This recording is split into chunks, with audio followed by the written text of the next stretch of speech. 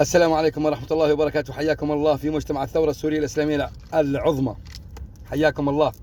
احنا والله يا جماعة لا صلوا على النبي مستمرين بالثورة حتى لو ظلينا بقينا رجل واحد حتى النهاية، ونتكلم بالثورة بأي مكان وبأي مجلس وبأي حتى عند إشارات المرور نتكلم بالثورة. والثورة هي عزتنا وهي تاجنا وهي عوائلنا وهي أهلنا وكل شيء. الثورة الإسلامية السورية العظمى إن شاء الله بإذن الله رب العالمين. بس أنا أحب أكلم بعض الإمعات، المنافقين، الخنازير، اللي يقول لك والله نازل على سوريا ورايح على سوريا. طبعا ما يقول على سوريا، رايح على حضن النظام. هو يدفع مصاري، يعمل مصالحات ويدفع بدل بالملايين ليرات سوريا، ويدفع رشاوي مشان يحمونه يعني النظام يحميه. يشوف له كم ضابط زنديق مرتد نصيري كافر مشان يحميه من التشبيح، من القتل والإجرام والاغتصاب. يعني الحمد لله رب العالمين في ناس تنزل هناك يتعرضون لكل وسائل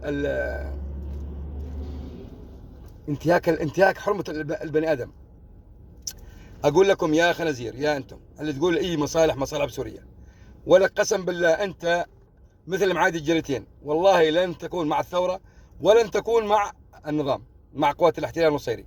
لأنك يوم بكرة غدا إن شاء الله قريبا خلال 6 شهور أبشركم يعني ما راح يظل شيء اسمه بشار حافر أسد، ولا يظل حدا من النظام نهيا إن شاء الله بإذن الله رب العالمين.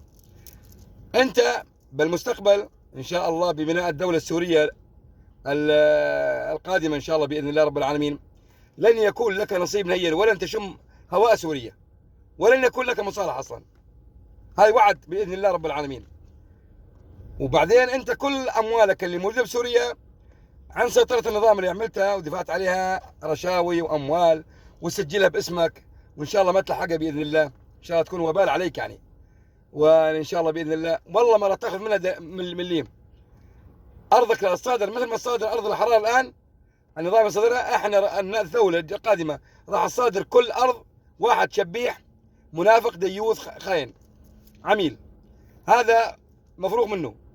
لن يكون لكم نصيب بسوريا المستقبل، بسوريا الثورة، بسوريا الحرة، بسوريا الإسلامية إن شاء الله بإذن الله رب العالمين.